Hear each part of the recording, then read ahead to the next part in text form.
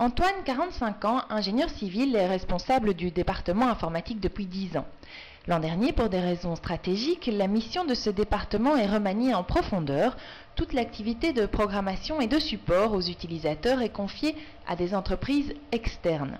Le département assure maintenant 3 responsabilités: analyse des besoins des clients internes, élaboration et suivi des contrats avec les sous-traitants sur base de ces besoins, et veille technologique. L'équipe est passée de 10 collaborateurs à 2. Antoine est sous le choc depuis 1 an. Il se sent planté au milieu de nulle part. Il doit tout apprendre aux sous-traitants qui ne connaissent pas le business de la boîte. Il doit rappeler sans cesse aux collègues qu'il ne faut plus appeler le service en direct s'il y a un problème. Il doit fustiger ses 2 collaborateurs pour qu'ils prennent leur autonomie et suivent eux-mêmes les contrats. Il doit démontrer à son boss que les choix techniques des nouveaux contrats mettent en péril l'harmonisation des divers outils existants. Il doit. Son quotidien est devenu une suite de devoirs liés à une fonction. En fait, il a perdu son métier et il vit cela comme une perte de son identité.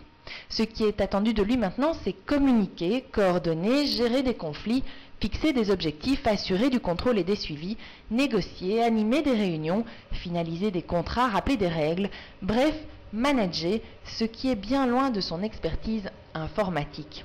Et pour Antoine, manager, ce n'est pas un métier, ce sont des tâches accessoires, nécessaires, mais sans grande valeur à ses yeux. Antoine se sent seul, il ne veut pas parler de ses tourments à son chef qui compte sur lui pour réussir la mise en place de cette nouvelle organisation.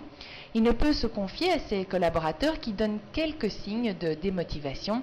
Il n'en parle pas à ses collègues qui le considèrent comme un homme fort et il ne souhaite pas faire porter ce poids à sa famille. Son premier pas pour sortir de cette impasse sera de se confier à un ami, un sage, proche de la retraite qui a, selon lui, bien mené sa barque professionnelle malgré les aléas inévitables de la vie.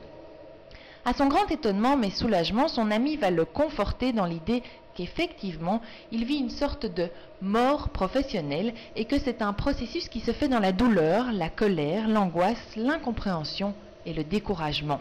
Et qu'il doit continuer à en parler à des personnes capables de comprendre et d'accepter ce passage émotionnel, semblable à celui que l'on ressent à la mort d'un être cher. La parole et le temps vont guérir sa blessure. Apaisé, Antoine va maintenant répondre à la question suivante. Veut-il continuer son métier d'ingénieur informaticien ou commencer à considérer le management comme un métier et non plus comme une fonction mineure? Le management, un métier, oui, celui de mettre des compétences et des énergies au service d'un projet commun en créant les conditions pour que l'intelligence collective et la créativité puissent émerger. Antoine ne connaît pas encore la réponse à sa question. Avant de choisir, il veut savoir quelles sont les compétences nécessaires à ces métiers qui, à la réflexion, peuvent être aussi prestigieux que celui d'ingénieur.